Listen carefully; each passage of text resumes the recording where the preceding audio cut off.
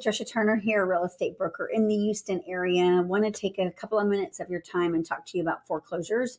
As of today, this is the June-July episode of this Walk Away Wealthy episode.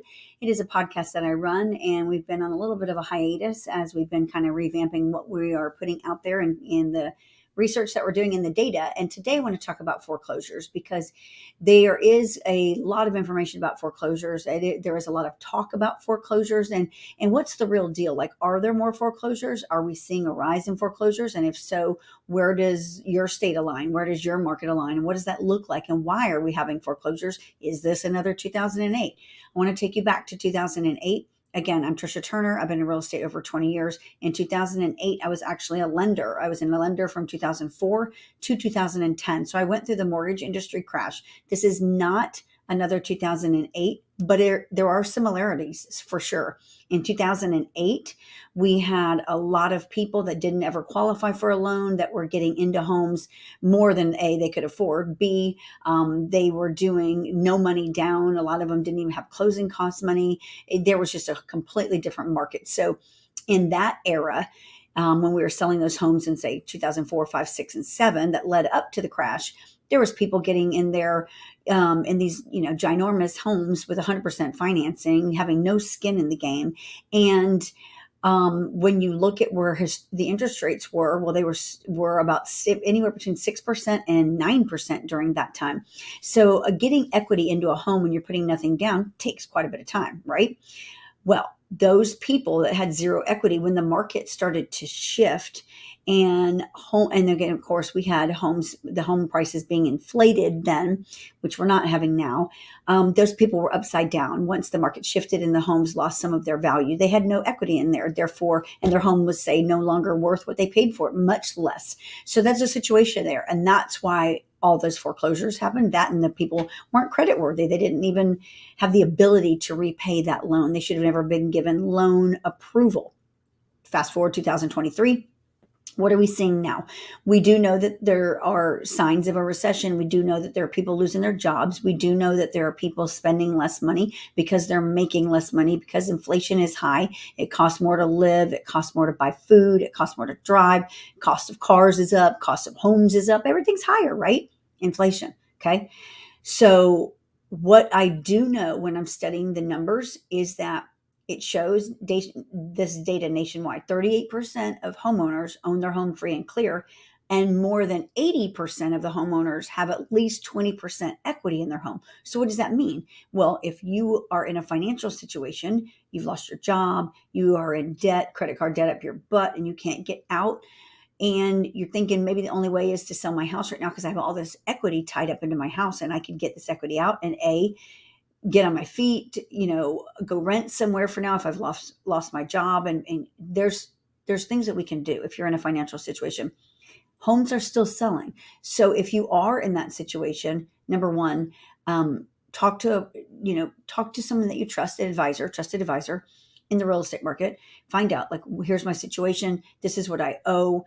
Can you please tell me what my home is worth? This is my current living situation. Those things. That matters. Like, we in the real estate world are here to advise you, guide you, and help you, period. Well, the right people are anyway. That's what we do at my company. We're here to guide you and advise you. And so if you're in one of those situations, definitely reach out to us. I can help you. I can get you in line with the right people. What I want to tell you about foreclosures. So in the May report, this is a national report, foreclosures are up. They're up about 38% as well, nationwide. Oddly, the three hottest states that we've seen a rise in foreclosures are California, Florida, and Texas. Now I'm going to read something to you. So the foreclosure numbers increased 38% from last month. This is the end of May report. Okay. So there are now currently 4,000 properties that are in foreclosure. They have completed foreclosure, meaning they're bank owned, which is up 38% from last month and up 41% from last year. The states with the greatest number of bank-owned properties are Illinois, Ohio, Michigan, Texas, and Pennsylvania. However, in the beginning of this article, it goes on to say the greatest number of foreclosures starts in Florida, California, and Texas. So you have to look like what is going on in those states and why is that happening. Houston is named in this state as well. And this is May. So New York was named in here. New York was a city. Chicago, Illinois was a city. Houston, Texas. Los Angeles, California, and Philadelphia, Pennsylvania. Those were the top 5 cities with the most foreclosures filed. When you look at this as a whole, like what does that mean? What can we expect? Here's what I'm going to tell you. I can post that whole article on our site, and I will. Here's what I'm going to tell you. So there are, in my company, we are dealing with several people that are in a financial situation and they need to sell. If that is you, if you've been given a letter of demand from your bank, if you've been given a notice, any kind of a notice from the bank, these things matter and these need to be handled immediately. Because here's the deal. There are homes that are going into foreclosure, or they're in pre-foreclosure, or they're behind in their payments. The banks do not want to be in the real estate business.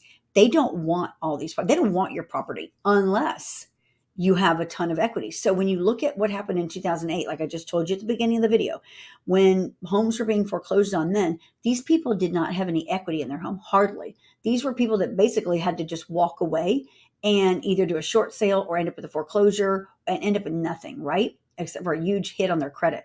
Nowadays, when I told you right now, we got 38% of homeowners that own their home free and clear, and 80% of them that have at least 20% equity. People have equity in their homes, and they have more than they normally had because of the housing appreciation that we experienced during COVID. So the banks are looking at everybody that's falling behind because the banks are in trouble too. So they've got to protect themselves and they need money. They need cash. So if you're a homeowner and you owe the bank $400,000 and you have not been paying and you're in pre-foreclosure or you're about to be in pre-foreclosure, they're about to serve you. What are they looking at? Well, they're looking, how much do you owe and what is your home worth? So if you owe $400,000 and that home's only worth like 420, 450, is that a good thing for the bank to take that asset back, take it back from you and sell it? I mean, if they have to, absolutely, that rather than carrying a debt and having no money being paid down on that debt. But they don't want it because your margins are slim there. 400 owed and only 425, 450 value doesn't look very appealing. However, if you're one of those that say your home is worth 400,000 and you only owe 100 or 150 or 200, you tell me.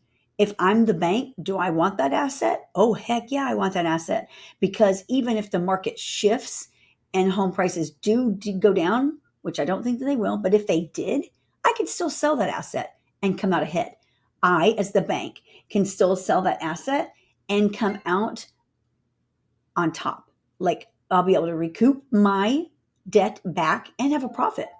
So you got to look at those kind of things like that and be aware of what's going on. Not they don't want all homes, but they do want some. So if you want more info about that or you want to have a conversation about that, you can always schedule a call at calltriciaturner.com. There's always a solution. Have a great day.